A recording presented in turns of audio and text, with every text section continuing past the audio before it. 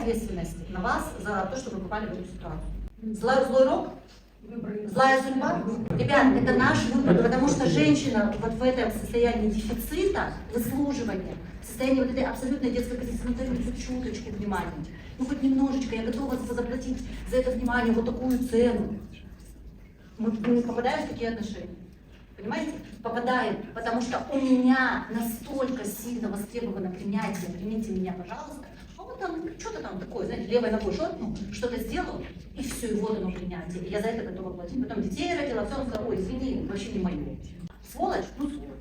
Ну, с точки зрения общества, этики, принципов, да, но это нас не спасет. Мы должны осознавать, вот это называется мои иллюзии относительно другого человека. Невозможно жить в отношениях с этим ощущением ненужности. Тогда важный вопрос. Ну, я тебе зачем, если я тебе не нужна? Или я тебе не нужен, я тебе зачем?